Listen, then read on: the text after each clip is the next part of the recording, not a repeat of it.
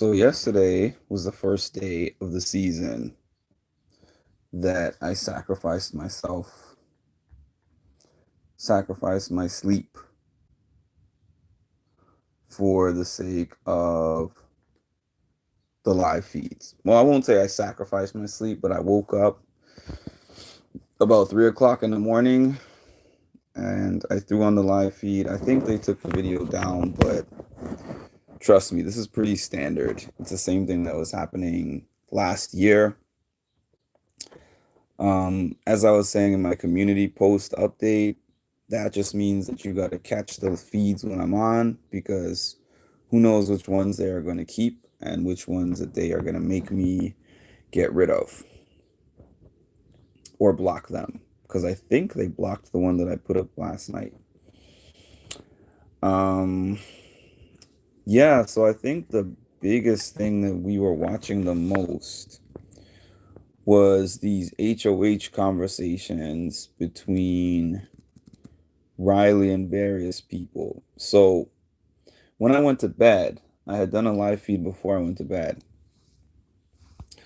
And Riley, well, spoiler alert for those who don't watch, for those of you who don't actually watch anything but the taped show, but Riley, that we all know as the HOH, gets a chance to remove two people from the block.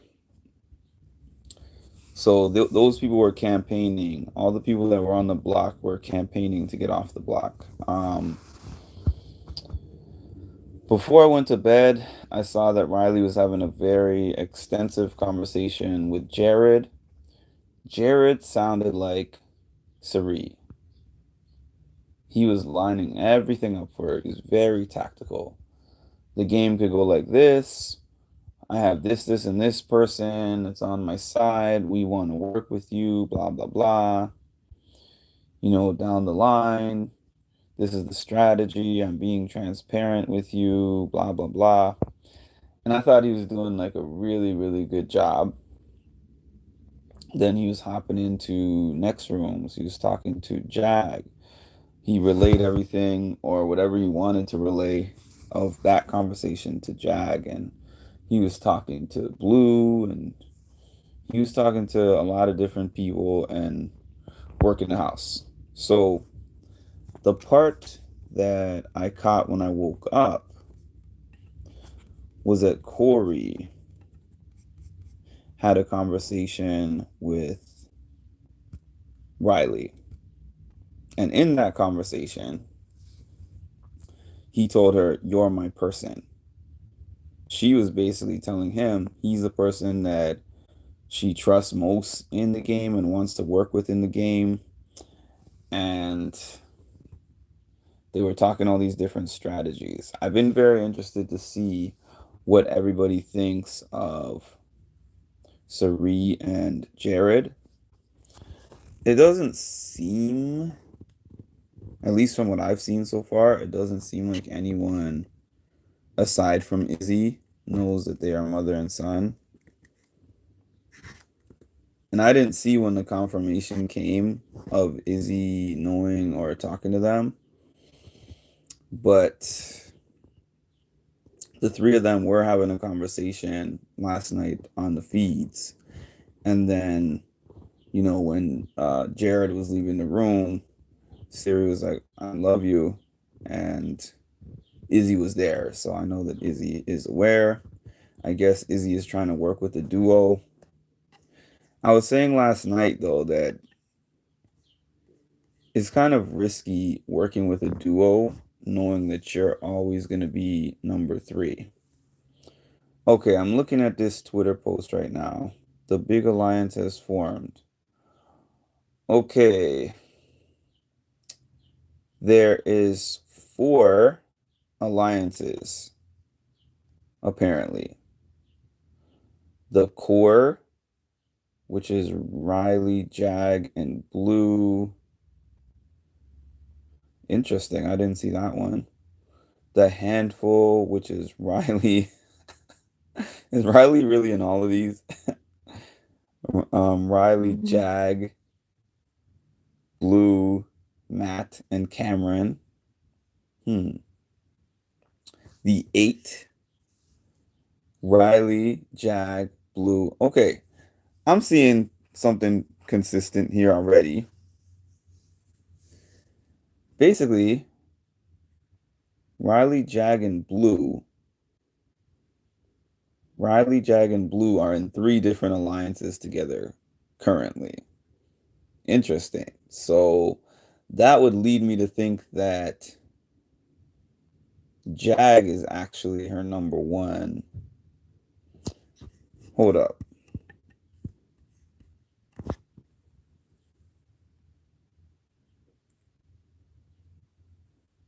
Trying to see something here.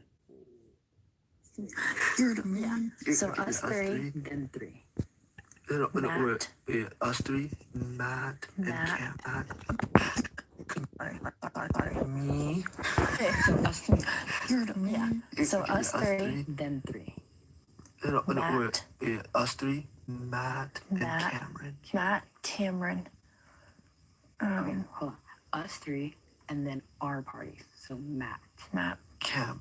No, I'm just saying, like, let's go through, like, us three, then the handle. The handful. Call it the handful. Okay, so we're Hashtag the handful. so we're the smallest. We're the smallest. Yeah. Smallest. Then the handful, which is Matt and Handful Cameron. is our disguise. It is our main. Yeah. Matt and Cameron. Like, this is what we actually want to work with. Yeah. And then from there we have our We have Jared, the 3 others that we got. Jared, Corey. Corey, America. I feel good about that. I feel good about that too. I feel good about that too. So, Outside of that, right now, I feel like, just in general, like, just socially, I feel good with, like, different folks. You know, like, Izzy's cool. Mimi, I've gotten to talk to. Okay, that. Okay, so that's interesting because last night she was talking to Corey, like I was saying, very extensively, and it sounded more like she trusted Corey as her number one. But now, based on these developments, it looks like she trusts those two, Blue and Jag, and wants to just make alliances around them. Like bigger alliances, but they want to be in the last 3 together. Riley, Jag, Blue, Matt, Cameron, Jared, Corey, America. That's the 8.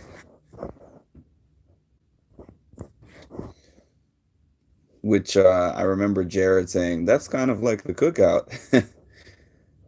Safety Bubble, Sari, Felicia, Izzy, Hizam, and Luke. Yeah, so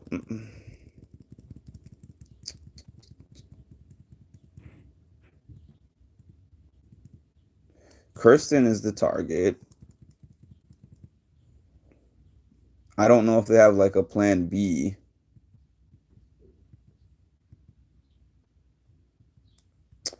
Oh yeah, somebody pointed out that they're making that 8. They included Jared in the alliance, and Sari is not in the alliance. That is interesting. I wonder how the 2 of them are going to play that, because obviously it's in their best interest having both of them there. So I'm wondering what Sari is going to do. So that's the other thing. Sari was having a conversation with Kirsten too. I didn't catch the whole conversation, but I just got the gist that Sari wanted to keep Kirsten in the game. Sari briefly told Jared and also Izzy, don't trust Red. So there's a division there. They don't like Red. And I haven't really heard Red in any of the conversations that Riley was having with anybody in terms of her wanting to work with him. So I don't know what alliances, if any, that Red is a part of, but it's not part of any of those people that I was watching last night. Cerise seems to be kind of laying low and in being in the cut, which seems similar to how she was on the Traders. She's just kind of going around gathering information, and only the people that she really has a good feel for and like really trusts, those are the only ones that she is talking to really forthcoming. And basically that just seems to be Izzy and Jared. I'm curious to know how Izzy found out about them, but I guess they're gonna put it in the one of the pre-produced episodes or something. But I want to say this about Riley. I think Riley is overplaying her hand. I think she's doing too much too early. I think she feels she has a stranglehold on this game because she's talking to all these different people. She was making promises to Cameron. She was saying that I want to use the jocks. So this is the crazy thing. Okay. I know I'm all over the place, but that's how Big Brother is in the first couple of weeks. She's kind of given her game plan, and her strategy to Jared. She was giving it to Cameron. She was giving it to Corey. And they're not part of her core alliance. So to me, she's given a lot of information that can potentially be used against her down the line when somebody needs a Hail Mary. That's the way that I think of the Big Brother game. Any information that you freely give to somebody else, whether they are in your alliance or not, is something that they put in their back pocket. So they always have these early conversations where they're like, oh, I'm being transparent with you. Oh, I trust you to tell you this. Oh, I get a good feel for you. You need to be thinking about every single one of those conversations. And it's like, what would be the result of my game if somebody not in my group knew this information? Because that's stuff you could use to turn a house vote, just like that. So let's say you're part of this great 8. What is it called? The 8. Okay. Let's say you're part of the 8, but you realize at some point in time that you are the bottom of the 8 because you get somebody on the other side of the house wins HOH and POV. And then you get put on the block and you're like, well, great, I have the 8, so we have the numbers. Then you start talking around the house and you're like, wait a minute, I thought that the 8 was going to save me because there's 7 of y'all and there's X amount of other people, so it's a no-brainer that I'm going to get saved. And then you're like, wait a minute, what is my position in this 8? And then you start talking to other people and you start realizing, I think I was just included in this 8 to pad the stats, right? So we're not gonna. So who's the main people who talk to me about this 8? Riley, Jag, Blue. I think they have a 3. And I think that, and then they might start talking to the other 5 and being like, you know what I just realized? I think that they are just trying to use us as numbers to get to the end. Let's form this new alliance. And then they could be like, we have to target the head of the snake. So let's get Riley up out of there.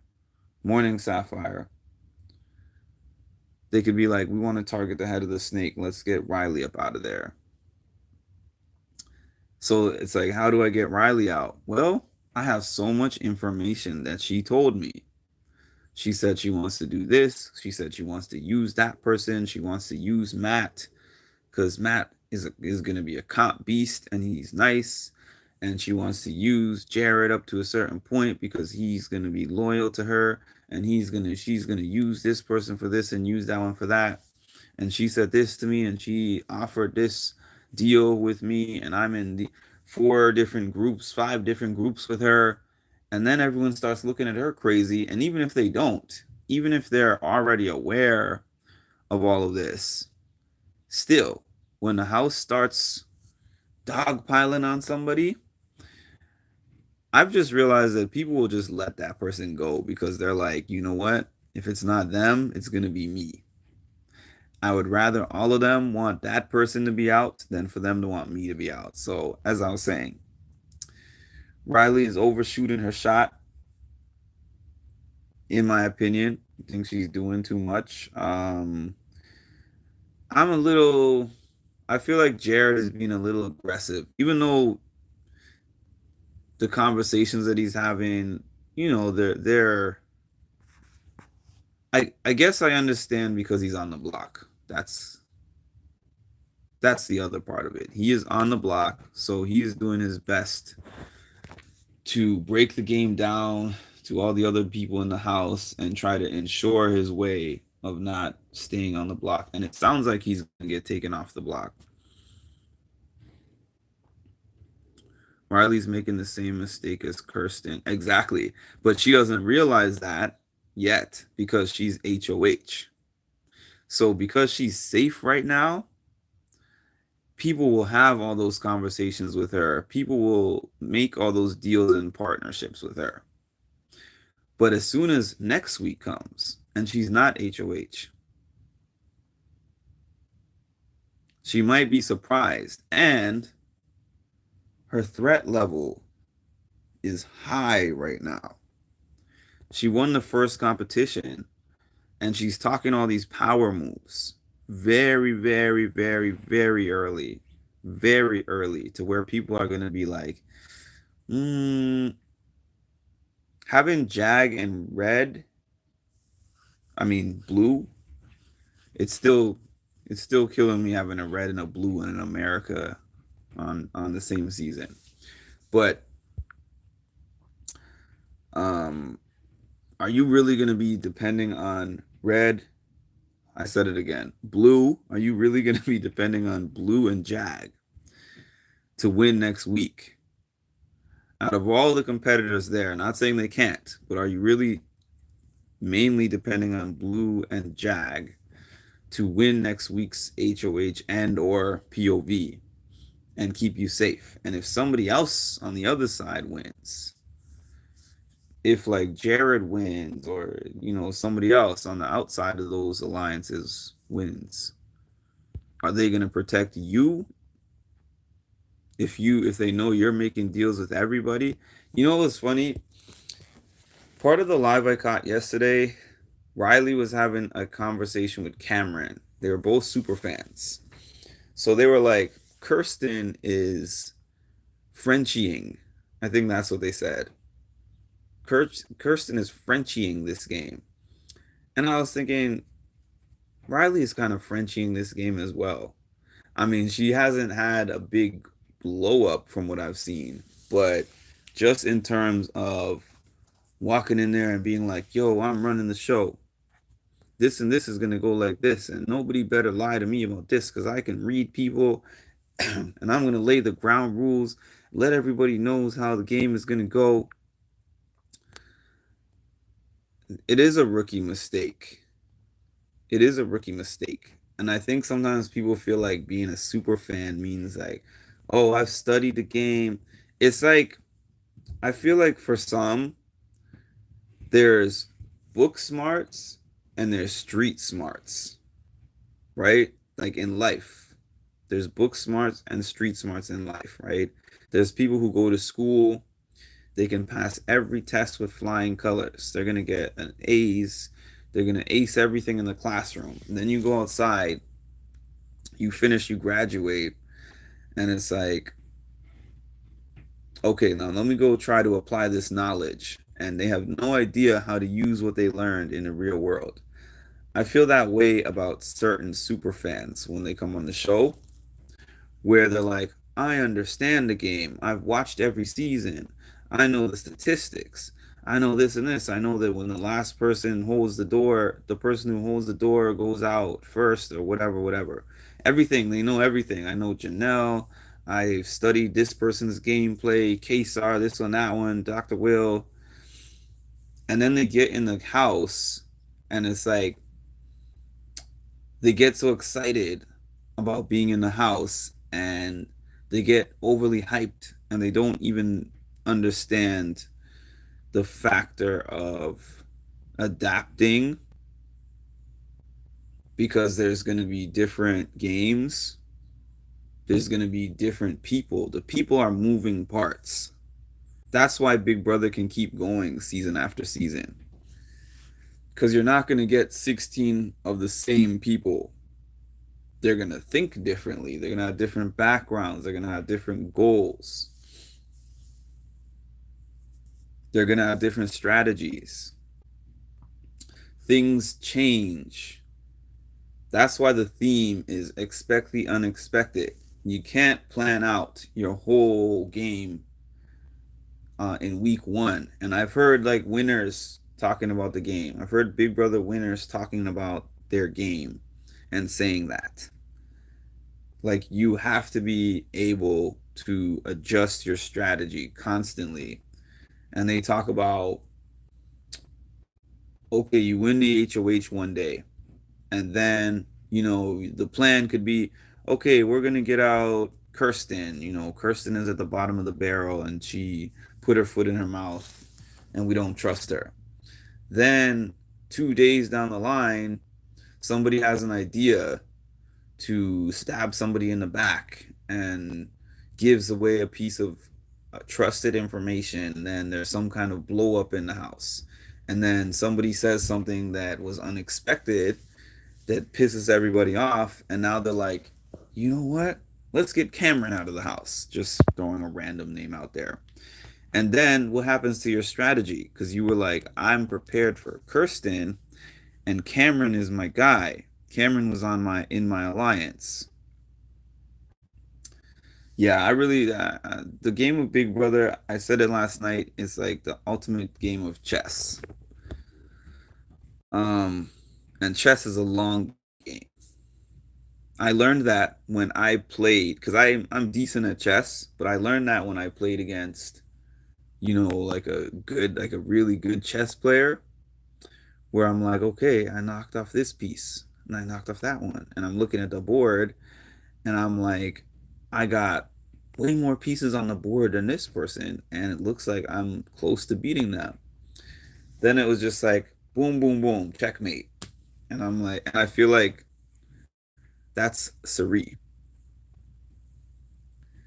Don't let Cirie stay in that game. I said, if Cirie is in that game with 5 people left, I feel like it's over. This is what I'm saying. I saw her talk to several people, Sapphire. I actually watched her speak to several people and ask that very question, like, what's our plan B if Kirsten wins the veto? But I did not really hear a concrete answer to that. I think, and I'm like, plan B should be the first thought in your mind. Plan B should definitely be the first thought in your mind. Because if she wins it, or if somebody on her side of the house wins it and takes her off, somebody she's aligned with decides to take her off, then what are you going to do? And you got to downplay. You've got to downplay your alliances early on, especially. You have got to downplay. I don't see Riley winning. I'm just going to say that straight up and down. I could see Riley going sometime in one of the next 2 to 3 weeks, to be quite honest. I could see it. It's a possibility. I mean, that could change. Things change every day. But based on how she's playing and speaking now, I could see her going sometime in the next 3 weeks. So that's my update. I will be back for live feeds. Oh yeah, it's not over yet, Sapphire. It's not over. It's not over yet. She could definitely course correct. It's not over yet, but she has to actually see that there's something to correct. That's the reason I'm saying that. Thus far, it doesn't look like she has. But we'll learn a lot next week when she's not HOH. That's really when we're going to be able to determine how her game pivots, if she's able to pivot and figure things out better than she's doing now. I know there's an HOH gas going to her head at this moment. So once that is off, out of the picture, and she has to be in a vulnerable position, it might change her way of thinking. She might wake up, or she might be like Michael and get herself in a conundrum where she has to keep winning. But we'll see. I am going to be back. The live feed's currently, I have it on my computer, but everybody I think is sleeping as of now. I might hop back in here about like maybe noon, 1 o'clock. That's about when they get up. I might hop on here for a live feed thing at that time. But for now, thanks for tuning in. Hit the like button, subscribe to the channel, hit the notification bell. I gotta tell you guys, I know everybody is saying I'm not getting the notifications or I'm just seeing this. Make sure to frequently check my channel, because if you don't know, when Big Brother is on, I frequently go live. So whatever time of day or night that you hop on here, it's a possibility that I'm going to be on. So you may as well check. And talk to you guys in a few.